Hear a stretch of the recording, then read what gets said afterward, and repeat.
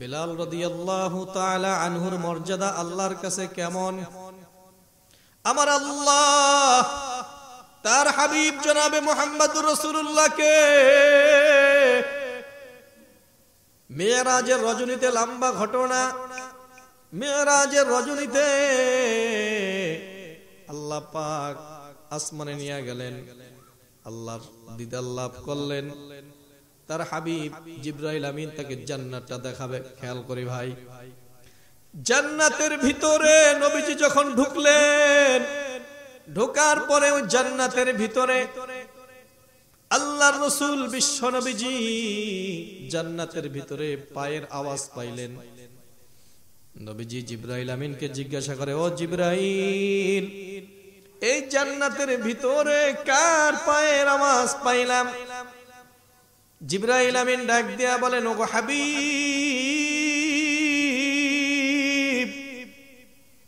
আপনার কালো গরীব সাহাবী বিলালের পায়ের আওয়াজ। বলি সুবহানাল্লাহ। নবীজি মেরাজ রজনী থেকে আয়েশা বেলালকে ডাক দিয়া বলে, ও বেলাল, তুমি এমন কি আমল করো জান্নাতের ভিতরে তোমার পায়ের আওয়াজ আমি শুনতে পাই?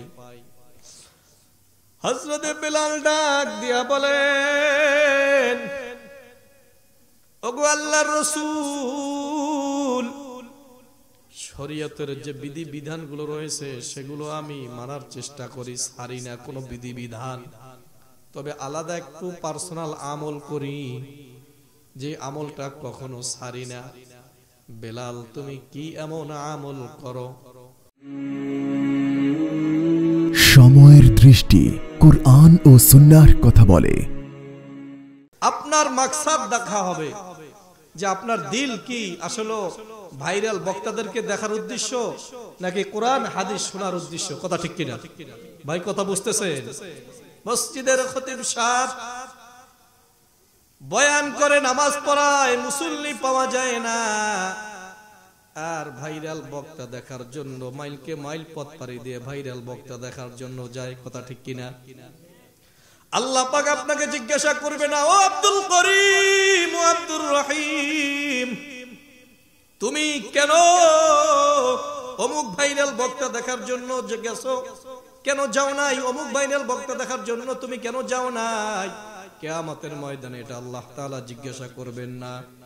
আল্লাহ জিজ্ঞাসা করবেন, রশিদ মার্কেট মসজিদে ফজরের নামাজে ইমাম সাহেব ফজরের সালাতে তাকবীর দিয়া ইমামতির দায়িত্ব পালন করলেন, ইমামতি শুরু করলেন।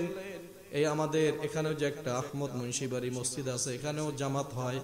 বাংলার সব মসজিদে এরকম জামাত হয়, নামাজ হয়। যে যেখানে থাকবেন কিয়ামতের ময়দানে জিজ্ঞাসা করা হবে, আপনি সালাতটা আদায় করছেন নি, নামাজটা আদায় করছেন নি। কথা ঠিক কিনা? নামাজের খবর নাই, রোজার খবর নাই। এই সাউন্ড ঠিক করো, টান দিলে গ্যার গ্যার করে কেন? প্রেম করলে বয়ান করা যায়? এই আলাদা সাউন্ড যদি না করে এটা কমাও, সাউন্ড ভাষাও। খেয়াল করেন, এটা তাকবীর দিন, লিল্লাহি তাকবীর। আপনাদের আওয়াজ তো হইতেছে না, এখানে যত লোকজন আছেন আলহামদুলিল্লাহ, এটা তাকবীর দেন না, লিল্লাহি তাকবীর। জবান থেকে প্রাণ খুলে তাকবীর দেবেন। আমার যে কথাটা বলার উদ্দেশ্য, আমরা ভাইরাল বক্তা দেখার জন্য মাহফিলে যাব না। কে আসবে, কোথা থেকে আসবে সেটা দেখার জন্য আমরা মাহফিলের ময়দানে যাব না। এ মুসলমান ইমানদার, মিডিয়া আসছে, সারা বাংলার জমিনে বয়ান ছড়িয়ে পড়বে, সমস্ত বাংলার মুসলমানদের উদ্দেশ্যে কথাগুলো বলার। মাহফিলে যাব কোরআনের কথা শোনার জন্য, হাদিসের কথা শোনার জন্য, রাসূলের জীবনী শোনার জন্য। পারবো কিনা? ঠিক কিনা ভাই? রাসূলের জীবনী, কোরআন হাদিসের আলোচনা শোনার জন্য যাব। আপনি যদি এই কোরআন হাদিসের আলোচনা শোনার জন্য ঘর থেকে পা ফালান, কদম ফালান, প্রত্যেক কদমে কদমে নেকি হবে। সুবহানাল্লাহ।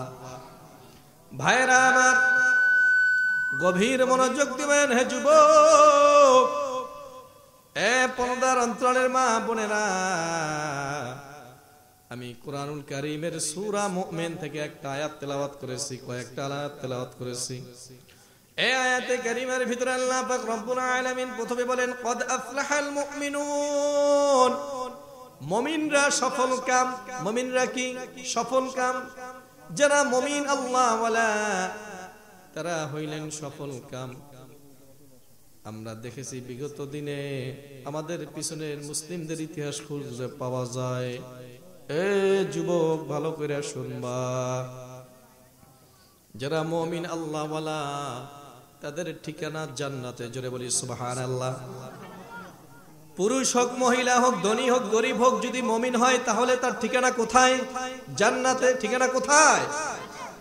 তার ভিতরে আল্লাহ পাক রব্বুল আলামিন সূরা মুমতাহিনার ভিতরে আল্লাহ তাআলা এক মহিলার বৃত্তান্ত আল্লাহ তাআলা তুলে ধরছেন। ওয়াদারাবাল্লাহু মাথালাল লিল্লাযীনা আমানু ইমরাআতা ফিরআউন إذ قالت رب ابن لي عندك بيتا في الجنة ونجني من فرعون وعمله ونجني من القوم الظالمين الله أكبر। আপনারা সকলের নামটা খুব পরিচিত নাম, বিবি আসিয়ার নাম। বিবি আসিয়া আল্লাহর কাছে এমন বড় দামি মহিলা হয়েছে। বিবি আসিয়াকে লম্বা ঘটনা, ফিরআউন কঠিন আঘাত কঠিন কষ্ট দিতেছে। ওই সময়ও বিবি আসিয়া আল্লাহরে ভুলে নাই, আল্লাহর নামটা নেওয়া ভুলে নাই, বরং ওই সময় কষ্টে বুকটা ফাইটা যায়, চোখের পানি ছেড়ে আল্লাহর কাছে দোয়া করেন, ও মালিক,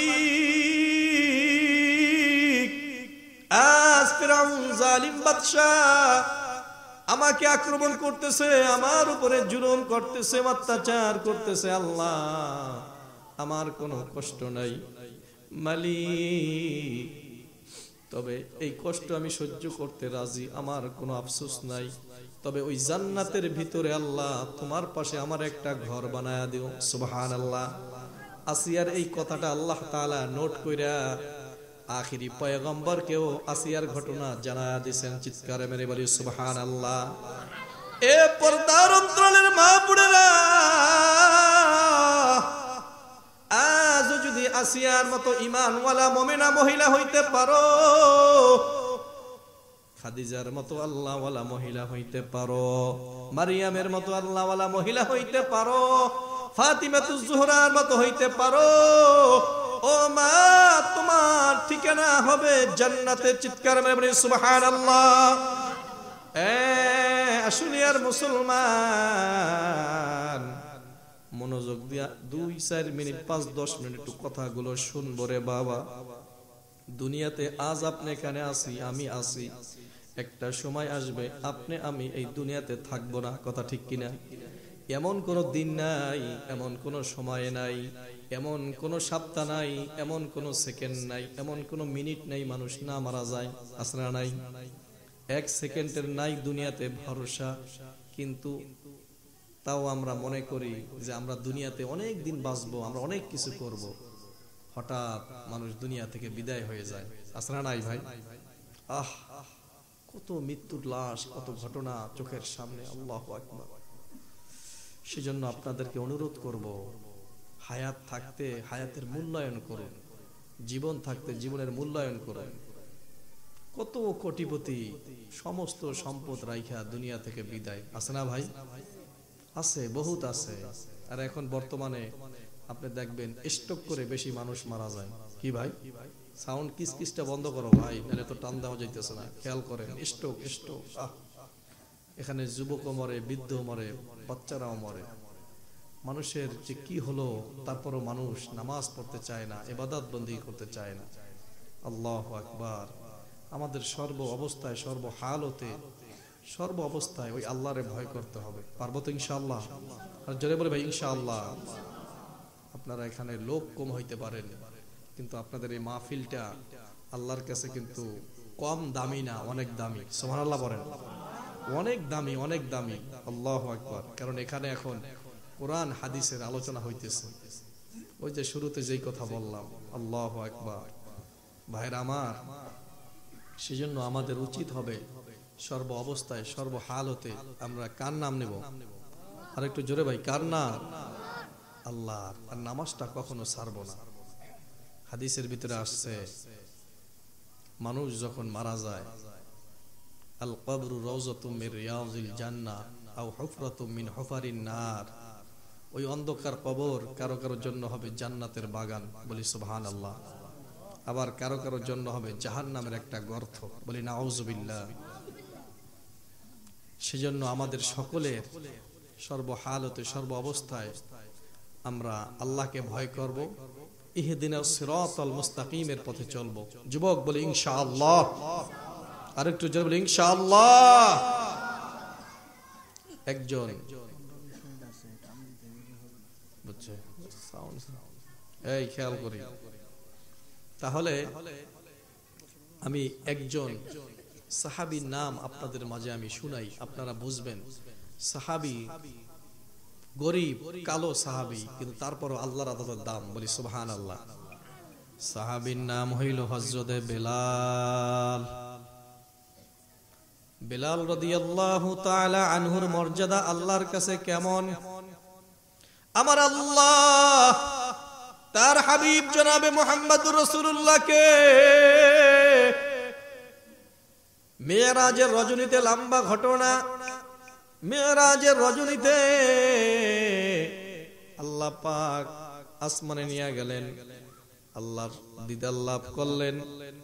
তার হাবিব জিবরাইল আমিন তাকে জান্নাতটা দেখাবে। খেয়াল করি ভাই, জান্নাতের ভিতরে নবীজি যখন ঢুকলেন, ঢোকার পরে ওই জান্নাতের ভিতরে আল্লাহর রাসূল বিশ্ব নবীজি জান্নাতের ভিতরে পায়ের আওয়াজ পাইলেন। নবীজি জিবরাইল আমিনকে জিজ্ঞাসা করে, ও জিবরাইল, এই জান্নাতের ভিতরে কার পায়ের আওয়াজ পাইলাম? জিবরাইল আমিন ডাক দিয়া বলেন, ওগো হাবিব,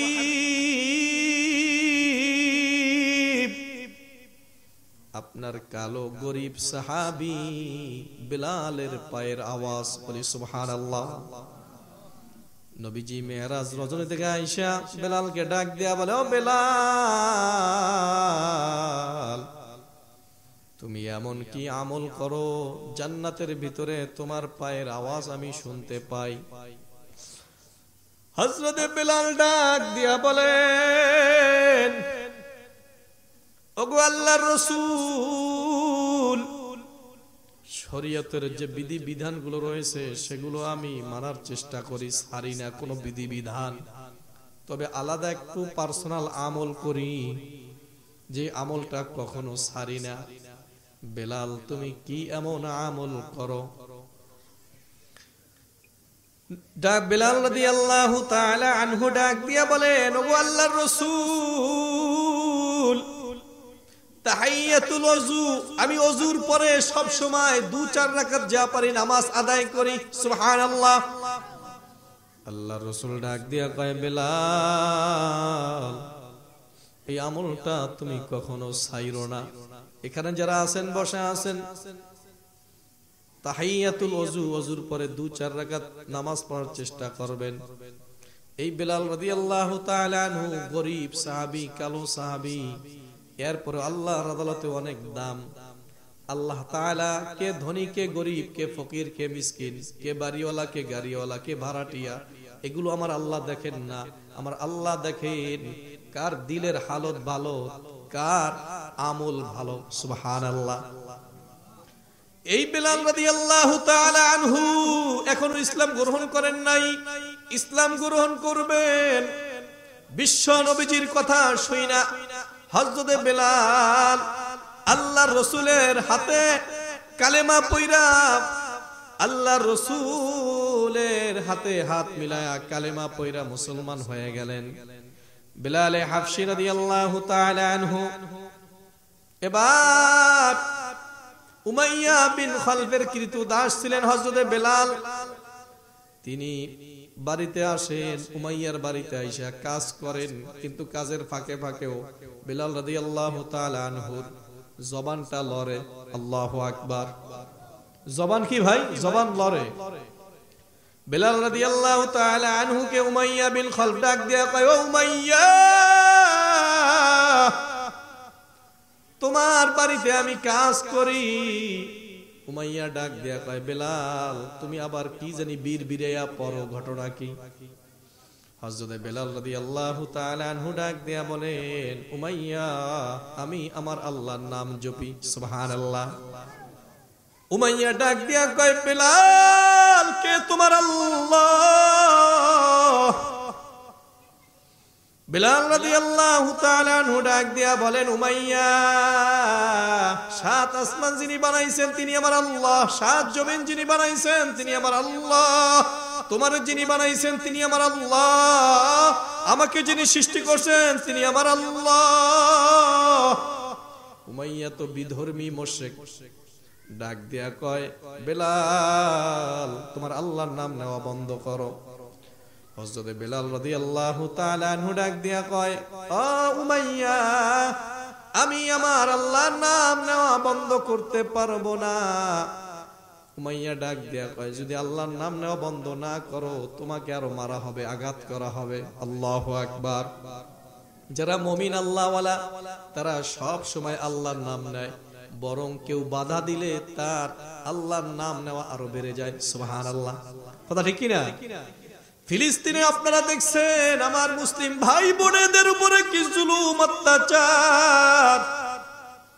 বাইতুল মাকদিস মুসলমানদের প্রথম কাবা, সেই বাইতুল মাকদিস মসজিদের জন্য ফিলিস্তিন মুসলিম দেশের জন্য মুসলমানদের উপরে ওই ইহুদি খ্রিস্টানরা কি পরিমাণ জুলুম অত্যাচার করতেছে, এরপরেও কোনো একজন মুসলিম পিছে হটে নাই, বরং আল্লাহর নামের তাকবীর দিয়া, আল্লাহর নামের ধ্বনি দিয়া ওই ইহুদি খ্রিস্টানদের বিরুদ্ধে যুদ্ধ চালিয়ে যাইতেছে। আল্লাহু আকবার।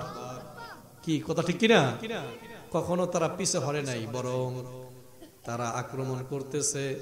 ফিলিস্তিন মুসলিম শিশুরা, কিশোররা, যুবকরা এখন আরো প্রশিক্ষণ দিয়া ইসলামের জন্য, মুসলমানদের দেশ হেফাজতের জন্য বেরিয়ে গেছে। এ বাঙালি মুসলমান, যুদ্ধ হয় ফিলিস্তিন।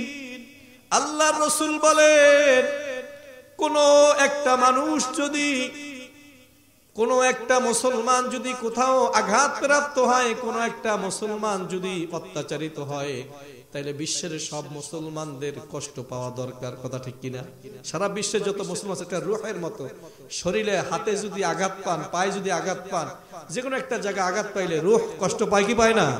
তো সমস্ত বিশ্বের মুসলিমরা একটা রূহের মতো। কোন একটা মুসলিম কোথাও যদি আঘাত প্রাপ্ত হয়, প্রত্যেকটা মুসলমানদের কষ্ট মানে মনে দিলের ভিতরে কষ্ট আসতে হবে, কষ্ট লাগতে হবে। হুজুর ফিলিস্তিন তো যাইতে পারি না, তাহলে কি করব? তাহলে এখন আল্লাহর আদালতে বেশি বেশি দোয়া করতে হবে, চোখের পানি ছেড়ে দোয়া করতে হবে, আল্লাহ ওই ইহুদিদেরকে ধ্বংস কইরা মুসলমানদেরকে আল্লাহ আপনি বিজয় দান করেন, এইভাবে দোয়া করতে হবে। অনেকে তো জানেন না, খবরও নেন না সারা বিশ্বের মুসলমানদের কি হাল। সেজন্য সারা বিশ্বের মুসলমানদের জন্য আমাদের প্রাণ খুলে দোয়া করতে হবে।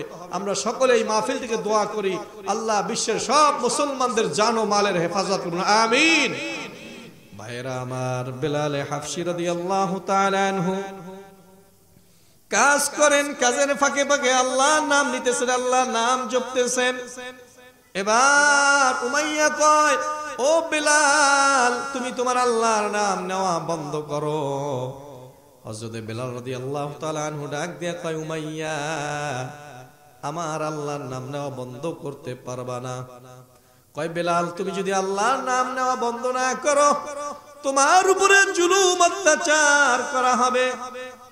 এবার বেলাল রাদিয়াল্লাহু তাআলা আনহু ডাক দিয়া বলেন, উমাইয়া জুলুম অত্যাচার করতে পারো, আমার শরীরের উপরে আঘাত করতে পারো, কিন্তু আমার আল্লাহর নাম নেওয়া বন্ধ করতে পারবে না। আল্লাহু আকবার। উমাইয়া তার লোকদেরকে অর্ডার করে দিল, বেলালের হাতে পায়ে রশি লাগায়া উত্তপ্ত বালুর উপরে শোয়া দাও, উত্তপ্ত বালুর উপরে টানতে থাকো। বেলাল হাফসি রাদিয়াল্লাহু তাআলা আনহুকে উত্তপ্ত বালুর উপরে শোয়া টানতেছে, পিঠের চামড়াগুলো খসে খসে পড়তেছে, আর তখনও আহাদ আহাদ আল্লাহর নাম জপতেছে। সুবহানাল্লাহ। ওই রাস্তা দিয়ে হাইটে যান হযরত আবু বকর। আবু বকর ডাক দিয়া কয়, ভাই বেলাল তুমি যখন উমাইয়ার দরবারে আসো, উমাইয়ার বাড়িতে কাজের জন্য আসো, তুমি তো তখন আল্লাহর নামটা একটু আস্তে আস্তে নিতে পারো, তাইলে তো তোমাকে আর মারে না, আক্রমণ করে না, তোমার উপরে জুলুম করে না। বিলাল হাফসি রাদিয়াল্লাহু তাআলা আনহু ডাক দিয়া কয়, ভাই আবু বকর, আমি যখন আমার আল্লাহর নামটা নেওয়া শুরু করি, আমার উপরে যে কি জুলুম অত্যাচার করা হয় এটার দিকে আমি তাকাই না, আমি শুধু আমার আল্লাহর নাম নিতে থাকি। সুবহানাল্লাহ, একটু জোরে বলি সুবহানাল্লাহ। হযরত আবু বকর রাদিয়াল্লাহু তাআলা আনহু নবীজির কাছে আইসা বললেন, ইয়া রাসূলুল্লাহ, ইয়া হাবিবাল্লাহ, বিলালের অবস্থা তো বেশি ভালো না, বিলালের উপরে অনেক জুলুম অত্যাচার করতেছে। আল্লাহর রাসূল ডাক দিয়া কয়, আবু বকর, বিলালকে খরিদ করার জন্য টাকা উঠাও। বিলাল রাদিয়াল্লাহু তাআলা আনহুকে খরিদ করার জন্য টাকা উঠানো শুরু করে দিয়েছে।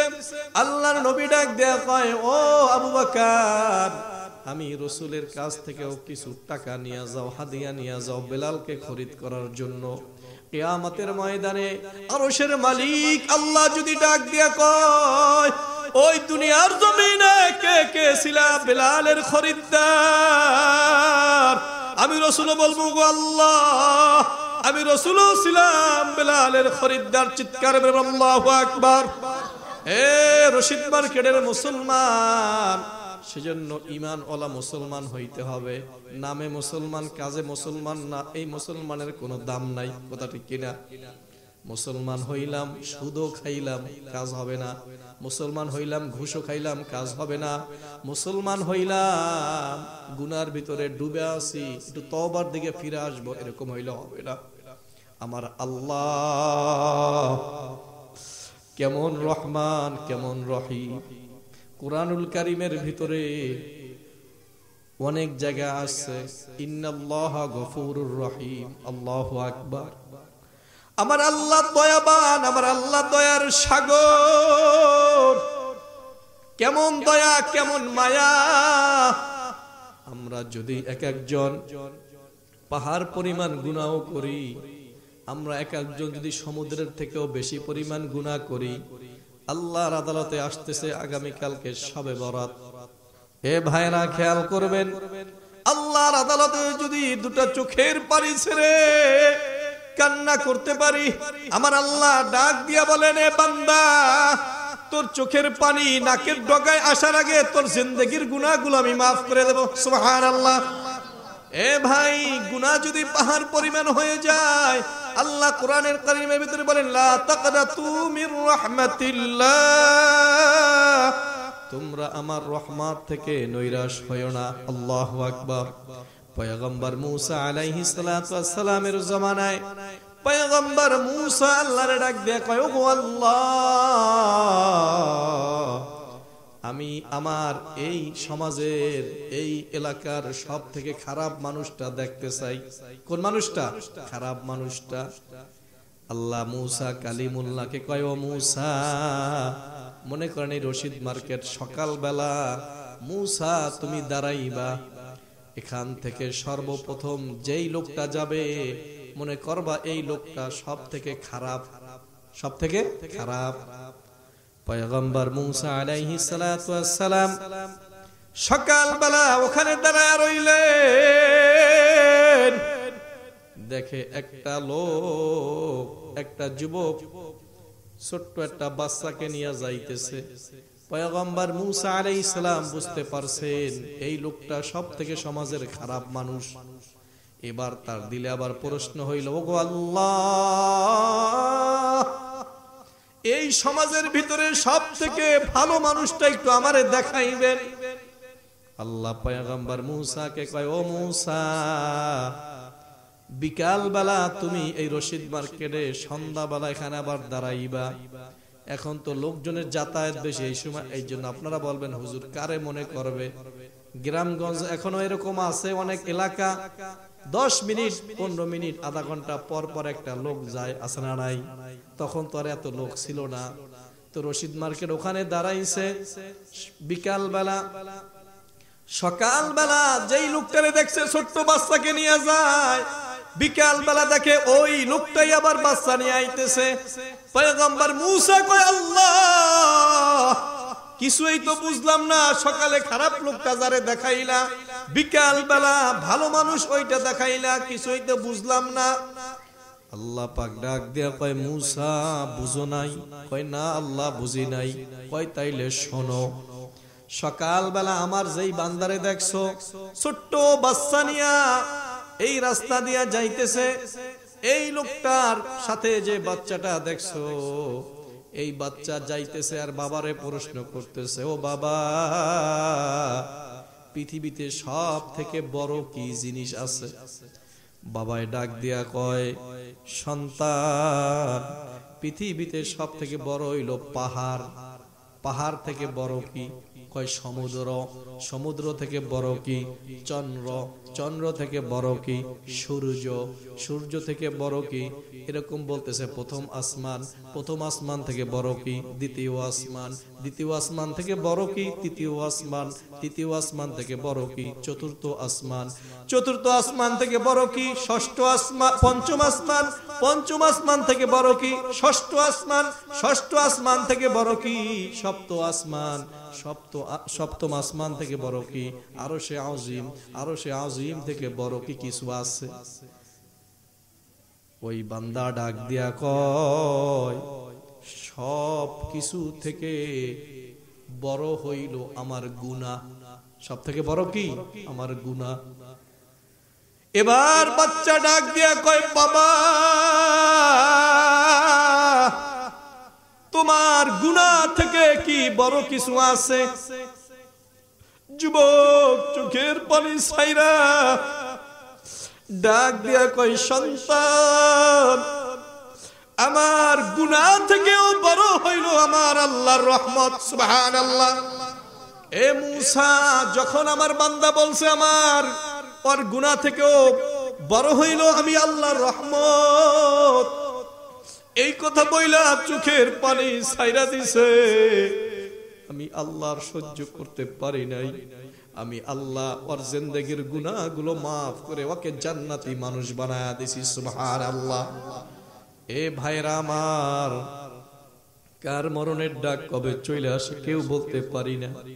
একই সাথে ব্যবসা করছি, আজ দুনিয়াতে নাই, আমি আছি। একই সাথে মসজিদের ইমামতি করলাম, কত ইমাম দুনিয়া থেকে বিদায় হয়ে গেল। একই সাথে গার্মেন্টসে চাকরি করছে, কত চাকরিজীবী ভাই দুনিয়া থেকে চলে গেল। আপনি এখনো আছেন, একটু মাথাটা বালিশের সাথে মাথাটা লাগায়া একটু চিন্তা করবেন, আপনার কি হালত হবে মৃত্যুর পরে। অন্ধকার কবর বড় ভয়ানক জায়গা। আমার নবীজি বলেন, অন্ধকার কবরে যখন একটা মানুষ রাখা হয়, মানুষ রাখার পরে প্রশ্ন করা হয়, তোমার রব কে? মান রব্বুকা। জিজ্ঞাসা করা হয়, একটা জিনিস খেয়াল করবেন, পরীক্ষা দিতে যখন একটা বাচ্চা যায়, প্রশ্ন পায়, এরপরে লেখা শুরু হয়। কিন্তু আল্লাহ পাক রব্বুল আলামিন প্রশ্ন দিয়া দিছেন, উত্তরও দিয়া দিছেন। প্রশ্ন দিছেন, উত্তর দিছেন, কিন্তু বাবারা কবরে গিয়া কিন্তু সবাই এই উত্তর দিতে পারবে না। সবাই উত্তর দিতে পারবে? প্রশ্ন আছে, উত্তরও আছে, কিন্তু কবরে গেলে সবাই পারবে? যে কখনো আল্লাহর নাম নেয় না, সে কি আল্লাহর নাম নিতে পারবে? সেজন্য হাঁটতে বসতে, চাকরি করেন, অফিসে থাকেন, দোকানে থাকেন, ব্যবসা করেন, সব সময় নাম নিতে হবে কার? এই আওয়াজ আপনাদের আওয়ামী লীগ বিএনপির মিছিল হইলে মাঠ ময়দান আপনারা কাঁপায়া ফেলেন, আর যে আল্লাহ হাতে শক্তি দিলেন, পায়ে শক্তি দিলেন, জবানে শক্তি দিলেন, সেই আল্লাহর নামটা একটু জোরে নেই, আল্লাহ। হয় না, ওরকম হয় না। সব সময় আল্লাহর নাম আস্তেও নিতে পারেন, জোরেও নিতে পারেন। কবরে রাখা হবে, আপনাকে মুনকার নাকির দুইজন ফেরেশতা জিজ্ঞাসা করবে, মান রব্বুকা, তোমার রব কে? আমাদের রব কে? আরেকটু জোরে, রব কে?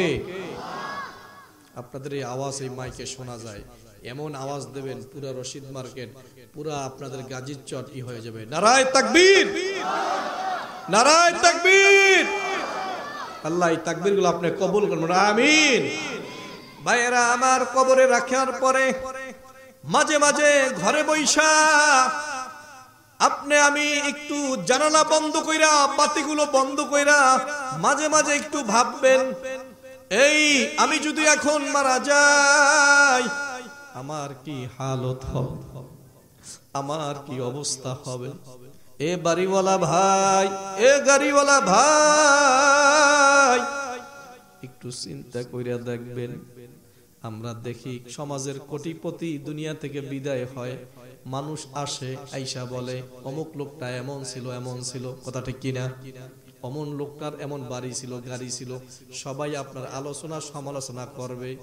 কিন্তু আপনার জন্য যে একটা দোয়ার দরকার, আপনি যদি ভালো ছেলে গইরা যান, একটা সন্তানের মতো মানুষ কইরা যান, ওই সন্তানটা আপনার জন্য দোয়া করবে, কথা ঠিক কিনা? আপনার জন্য দোয়া করবে। মাদ্রাসায় ওস্তাদ আসাদে ইকরাম শিখায়, বাবা মারা যাওয়ার পর এই বাবার জন্য দোয়া করবা, কবর জিয়ারত করবা। কত সন্তান দুনিয়াতে আছে, বাবা মারা যাওয়ার পর, মা মারা যাওয়ার পরে একটু যে দোয়া করতে হবে এইগুলা বোঝে না, কথা ঠিক কিনা? খেয়াল করেন, একটু দোয়া করতে হবে এটাও বুঝে না। আরে কয়েকদিন চলে যায়, দোয়া খায়রের কোনো খবর নাই, কোনো খবর থাকে না। সেজন্য মাহফিলে থেকে আপনাদের একটা সবক দেয়া যায়। কোরআনুল কারীমের ছোট্ট একটা সূরা আছে, সূরার নাম সূরা ইখলাস, কুল হুয়াল্লাহ সূরা, সবাই জানে। সূরার নাম কি বলেন? কুল হুয়াল্লাহ বলেন, কুল হুয়াল্লাহ সূরাই বলে, সূরা ইখলাস। আপনার আত্মীয় স্বজন যে যেখানে মারা যায়, মাহফিল তো হবে ইনশাআল্লাহ 11টা 12টা পর্যন্ত, কিন্তু আমরা এখন যে সবকটা দিতেছি এই সবকটা নিবেন, প্রত্যেকে আমলটা করবেন। আমি আমার মুসল্লি ভাইদেরকে এই আমল দিয়ে দিছি, আলহামদুলিল্লাহ। অনেক মুসল্লি ভাই কয়, হুজুর এই আমল দেওয়ার পর আমি 100 বার 200 বার এই কুল হুয়াল্লাহ সূরার আমল করি, চিৎকার মারে বলি সুবহান। সাউন্ডটা টান দিলে ঘের করে ওঠে, এত বয়ান করা যায় না। এই খেয়াল করি, আল্লাহর রাসূল বলেন, এই বাঙালি মুসলমান তো শুধু সুযোগ খোঁজে, কেমনে কম সময়, শর্ট সময়, কিসটা বন্ধ করো, এই শর্ট সময়, অল্প সময়ের ভিতরে কিভাবে বেশি নেক আমল করবে, বাঙালি মুসলমান এইটা তালাশ করে, কথা ঠিক কিনা? আজকে শর্ট সময়, যুবক শর্ট সময়, অল্প সময়ের ভিতরে এমন একটা আমল ধরায়া দেয়া যাইতেছি, যদি পড়লেই বস্তা ভরা নেকি, সুবহানাল্লাহ, সালা ভরা নেকি, সুবহানাল্লাহ। আল্লাহর রাসূল বলেন সূরা ইখলাস, যে ব্যক্তি একবার এই কুল হুয়াল্লাহ সূরা পাঠ করবে, কয়বার? আওয়াজ হইতেছে না? কয়বার? আরো জোরে, কয়বার? একবার যে ব্যক্তি কুল হুয়াল্লাহ সূরা পাঠ করবে, আমার আল্লাহর রাসূল বলেন তার আমলনামায় 10 পারা কোরআন পড়ার সওয়াব দান করা হবে, সুবহানাল্লাহ।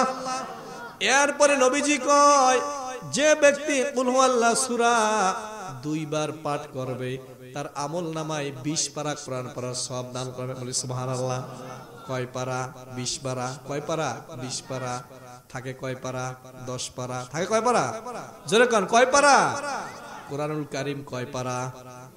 বলি না, কয় পারা? মুখস্থ আছে তো? আহারে বাঙালি মুসলমানের এমন হালত অবস্থা হইছে, শুধু শবে বরাত আইলে মসজিদে জায়গার অভাব নাই, কথা ঠিক কিনা? রমজান আইলে মসজিদে নিয়মিত মুসল্লিরা জায়গা পায় না, রমজানের মুসল্লিদের জন্য, কথা বলেন। আল্লাহ পাক রব্বুল আলামিন শুধু কি শবে বরাতের এই এশারের নামাজটা কি ফরজ করছেন, না দৈনিক 5 ওয়াক্ত নামাজ ফরজ? আরো জোরে, কয় ওয়াক্ত? এ যুবক, সারা বছর খবর নাই, শবে বরাতে আসো, এত আলহামদুলিল্লাহ। এখন বর্তমানে অনেক আলেম ওলামা বাইরেছে, কয় শবে বরাত নাই, এরকম শবে মেরাজ নাই, এটা নাই সেটা নাই, কত কিছু কয়। আমার নিজের একটা ব্যক্তিগত থিওরি হইল, এই ভাই, এমনি তো মানুষ নামাজ পড়ে না, এমনি তো রোজা রাখে না, এই শবে বরাতের রাত্রেও অনেক যুবক আইসা কান্নাকাটি করে, এই শবে বরাতে আইসা ইমাম সাহেব খতিব সাহেবের বয়ান শুনে দোয়ায় শরীক হয়, এরপরে ওই যুবকটা নামাজি হয়, আছে না নাই? অনেক যুবক আছে পাহাড় পরিমাণ গুনাহ নিয়া আমার আল্লাহর কাছে, আমার মাওলার কাছে চোখের পানি ছাড়ে। আরে কত যুবকদেরকে দেখা যায় গুনার কথা চিন্তা কইরা শুধু কান্দে আর কান্দে, আছে না নাই? দরকার আছে শবে বরাত নাই নাই বললে তো সব নাই হয়ে যাইবে। এমনি নামাজ পড়ে না, আরো পড়বে না, কথা ঠিক কিনা? এমনি নামাজ পড়ে না, আরো পড়বে না। সেজন্য ভাই শবে বরাত আসতেছে কালকে রাতে, দিবাগত রাত। এ যুবক, ওয়াদা করবা, ও আল্লাহ যতদিন দুনিয়াতে থাকবো নামাজ ছাড়বো না, নামাজ ছাড়বো না। যুবক একটা বার চিন্তা কইরা দেখো, আরে গুনার দিকে দৌড়াইতেছো, গুনার দিকে ধাবিত হইতেছো। এই 3 তারিখ বরিশাল মাহফিলে গেলাম, হাজার হাজার যুবক আমার ভক্ত, বরিশাল আমার এলাকা। আমি প্যান্ডেলে উঠলে দূর দূরান্ত থেকে মাইলকে মাইল পেরিয়ে দিয়ে বয়ান শোনার জন্য আসে। বয়ান করলাম যুবক, জান্নাত নিয়ে আলোচনা করলাম। জান্নাতের ভিতরে তোমরা হুর চাওনি, গেলমান চাওনি, সুন্দর সুন্দর গার্লফ্রেন্ড চাওনি? যুবক কয় চাই হুজুর চাই। আমি কই সুন্দর সুন্দর গার্লফ্রেন্ড যদি চাও, দুনিয়ার এই অবৈধ প্রেম ভালোবাসা, অবৈধ প্রেম ভালোবাসা ছাইরা তোমরা দিনের পথে চলো, ইসলামের পথে চলো, তাহলে জান্নাতে গিয়া সুন্দর গার্লফ্রেন্ড পাবা। কথা ঠিক কিনা? কথা ঠিক কিনা? সমাজের এমন হালত, এমন অবস্থা হইল রে ভাই। 11 বছরের মেয়ে বরিশাল থেকে আসছে, বাবা আসছে, মায়ের ক্যান্সার হইছে, মা বাবা আর 11 বছর মাইয়া শোভা, নাম শুনছেন না? ভাইরাল হইল। শোভাকে নিয়ে আসছে। আসার পর মা বাবা হাসপাতালে, আর মেয়ে 8ম শ্রেণীতে পড়ে। মেয়ে এক টিকটক ছেলের সাথে কিভাবে জানি দেখা হলো। ওই টিকটক ছেলের সাথে ফোনে কালেকশন কইরা মা বাবার ছাইরা ওই সন্তান টিকটক ছেলের সাথে ভেঙে গেল। এবার বাবা কান্দে, মা কান্দে, আরে আমার সন্তান কোথায় গেল, কোথায় গেল? আমি বলি, ও সন্তানের পিতামাতা, দুনিয়াতে যখন তোমাদের সন্তান দুনিয়াতে আসবে, ডান কানে আজান দাও, বাম কানে ইকামত দাও, সুন্দর একটা নাম রাখো। এই সন্তানের যখন সুন্দর একটা নাম রাখা হবে, ডান কানে আজান দেওয়া হবে, বাম কানে ইকামত দেওয়া হবে। 7 বছর বয়সে যখন নামাজের জন্য তাগিদ দেওয়া হবে, 10 বছর বয়সে যখন নামাজ পড়তে থাকবে, এইভাবে যখন একটা সন্তান মানুষের মতো মানুষ হবে, তখন এই সন্তান মা বাবার কথা শুনবে, অন্য টিকটক ছেলের সাথে ভাইগা যাইতে পারে না। চিৎকারে মনে বলেন ঠিক কিনা? ঠিক কিনা? সন্তান চলে গেল, টিকটক ছেলের হাতে হাত ধইরা মা কান্দে, বাবা কান্দে। এর জন্য সর্বপ্রথম দায়ী হইল মা বাবা। কারণ এই মা বাবা সন্তান যখন বড় হইছে, মা বাবা নামাজের জন্য তাগিদ দেয় নাই, রোজার জন্য তাগিদ দেয় নাই, দিনের পথে চলার জন্য তাগিদ দেয় নাই। সন্তান যেমনি ইচ্ছা তেমনি চলছে। হাতে একটা আইফোন, একটা অ্যান্ড্রয়েড সেট ধরায়া দিছে। যুবকদেরকে আমি প্রায় মাহফিলে বলি, বর্তমান যুবকরা যে পরিমাণ মোবাইল টেপে, কথা খেয়াল রাখেন, যে পরিমাণ মোবাইলে চ্যাটিং করে, যে পরিমাণ মোবাইল টিপে, এই পরিমাণ যদি তসবিহ টিপতো যুবকরা, প্রত্যেকটা যুবক খাজা মঈনুদ্দিন চিশতি রহমাতুল্লাহর মতো বড় আল্লাহর ওলি হয়ে যাইতো। কথা ঠিক কিনা? যে পরিমাণ মোবাইল, আরে 5 জন 7 জন 10 জন বন্ধু বান্ধব আগে একত্র হইলে কত মজা, কিন্তু এখন 5 জন 7 জন বন্ধু বান্ধব একত্রে হয়, সবাই কারো ফোন আহে, কারো গার্লফ্রেন্ড ফোন দেয়, কারো বয়ফ্রেন্ড ফোন দেয়, কেউ এদিক সেদিক, কোনো শান্তি নাই। কথা ঠিক কিনা? যুবক সন্ধ্যা রাত্র হওয়ার পরে মোবাইল টেপতে থাকে, মোবাইল টেপতে থাকে।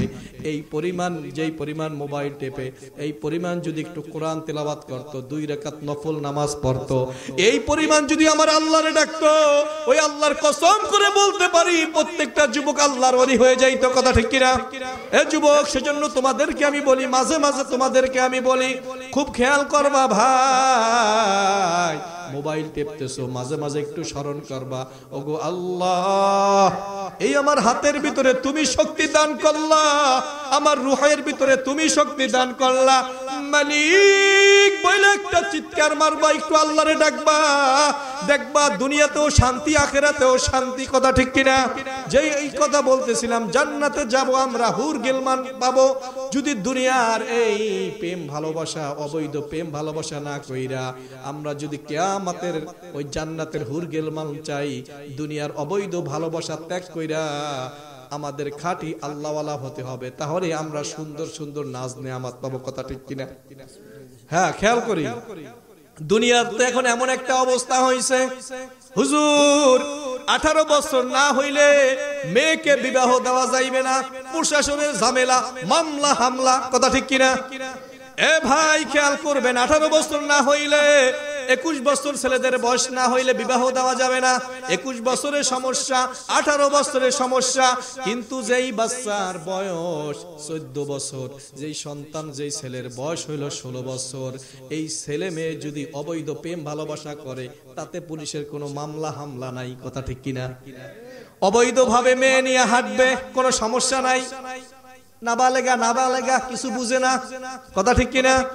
আর মেয়ের বয়স যদি 18 বছরের নিচে হয়, বিয়া দিতে যাইবে, জামাই রেও আটকায়, শ্বশুর রেও আটকায়। এরকম ঘটনা ঘটছে কিনা? এই নিয়ম মানি না, এই নিয়ম ভেঙে দিতে হবে। এটা কোনো কোরআন হাদিসের নিয়ম না। কথা ঠিক কিনা? আপনার 14 বছর বয়সের মেয়ে এই যে ভাগলো আর এক টিকটক ছেলের সাথে, এটা কোনো দোষ না। যদি এই 14 বছরের বয়সের মেয়েকে বিবাহ দেওয়া হয়, তাহলে এটা সমস্যা হয়ে যায়। আসলে নাই, এটা তো ইসলাম মানে না। ইসলাম বলে ছেলে মেয়ে উপযুক্ত বয়স হইলো, নিকাহ করদা, নিকাহ দিয়া দাও, বিবাহ করায়া দাও, কবুল, আলহামদুলিল্লাহ। এতে সমাজের ভিতরে জেনা, ব্যভিচার এগুলো কমে যাবে। আর যদি 18 বছর 21 বছর পর্যন্ত সময় কাটান, আল্লাহু আকবার, নাউজুবিল্লাহ। কে অনেক যুবক আছে এরকম অবৈধ রিলেশন, এগুলো কইরো না রে যুবক। অনেক মা বোনরা আছে এরকম অবৈধ সম্পর্ক, এটা থেকে বাঁচতে হবে। কেন? ওই যদি আগে তাড়াতাড়ি বিবাহ দিয়ে দেন, ইসলামী মাইন্ডে বিবাহ দিয়ে দিতে। এখন তো বর্তমানে বিবাহ দেবেন, কয়দিন পর বউ থাকে না, স্বামী থাকে না, ডিভোর্স আন খালি বাড়তাছে। আসলে নাই, ডিভোর্স বাড়ে কি লাগে?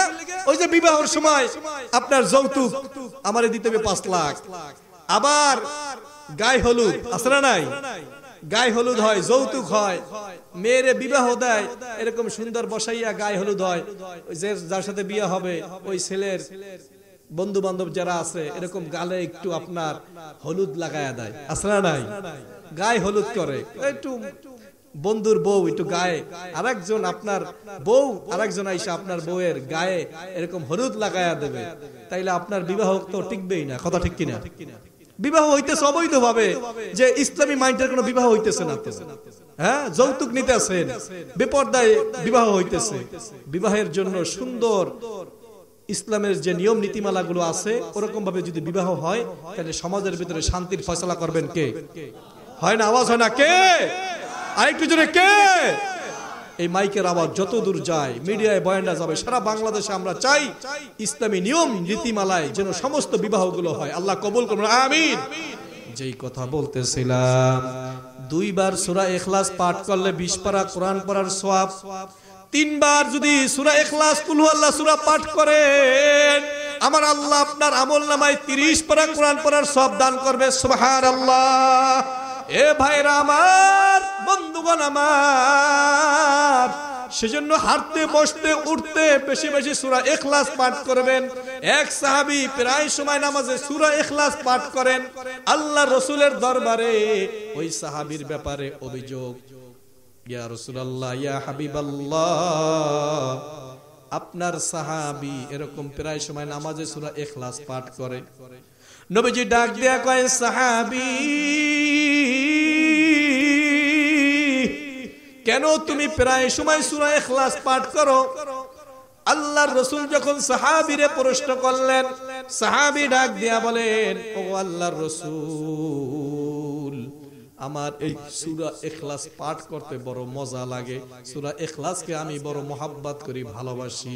আল্লাহর রাসূল ডাক দিয়া কয়, সাহাবী, এই সূরা ইখলাসকে ভালোবাসা তোমাকে মালিকের জান্নাতে নিয়ে যাবে। চিৎকার করে সুবহানাল্লাহ, আরে সুবহানাল্লাহ। আজকে তাফসীরুল কোরআন মাহফিল হতি, আমলটা করব তো ইনশাআল্লাহ। বলি আরেকটু জোরে ইনশাআল্লাহ। আরেকটু জোরে ইনশাআল্লাহ।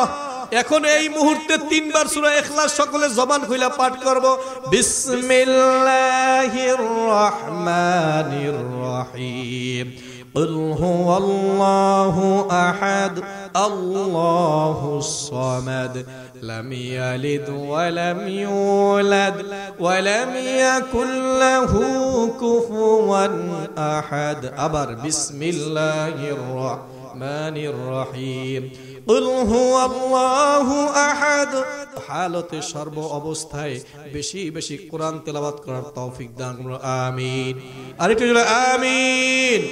ওয়া আখিরি দাওয়ানা আলহামদুলিল্লাহি রাব্বিল আলামিন।